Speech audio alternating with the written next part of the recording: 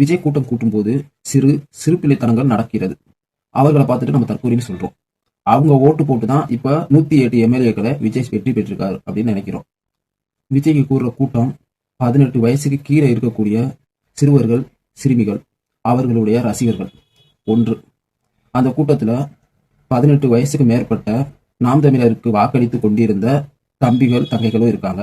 இப்பொழுது அவங்க டிவிகேக்கு வாக்கு செலுத்தியிருக்காங்க.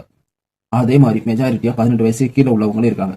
அவங்க வளர வளர அவங்க 18 வயசு பூர்த்தி அடையவும் இல்ல அடுத்தடுத்து அவங்களுக்கு வயசு கூட கூட அவங்க அனுபவத்தினால அவங்களுடைய வாழ்க்கையினுடைய பாடத்தை புரிஞ்சுக்கிடுவாங்க. அவங்களுக்கு ஒரு அரசியல் தெளிவு பிறக்கும். இப்ப அது பிரச்சனை கிடையாது. எரும மாடு வயசாயும் இன்னும் நாம் தமிழருக்கு வாக்கு செலுத்திக்கிட்டு நாம் தமிழர் வெற்றி பெறும், முதலமைச்சர் ஆவார் ஒரு நாள் சீமான் அப்படின்னு நம்பிக்கிட்டு இருக்கக்கூடிய உங்களுக்கு தான் இந்த வீடியோ. நோட்டாவுக்கு வாக்கு செலுத்துறவனும் அரசு வழங்கக்கூடிய சலுகைகளையும் தமிழ்நாட்டுல நம்மள மாதிரி டிஎம்கேக்கு, ஏடிஎம்கேக்கு இல்ல வேற ஏதோ ஒரு கட்சிக்கு வாக்கு செலுத்தினவனுக்கு கிடைக்கக்கூடிய அனைத்து உரிமைகளும் அனைத்து சலுகைகளும் நோட்டாவுக்கு வாக்கு செலுத்தினவனுக்கு கிடைக்கும் போது என்டிகே கட்சிக்கு வாக்கு செலுத்துறவனுக்கு கிடைக்காதா? கிடைக்கும். அரசு எல்லாருக்கும் பொதுவாதான் எல்லாத்தையும் வழங்க போகுது. அதனால நம்ம எந்த கட்சிக்கு வேண்டாலும் வாக்கு செலுத்தலாம் அப்படின்னு சொல்லிட்டு நீங்க வாக்கு செலுத்திக்கிட்டு இருக்கீங்க. அது நீங்க நம்பலைனாலும் அதுதான் உண்மை.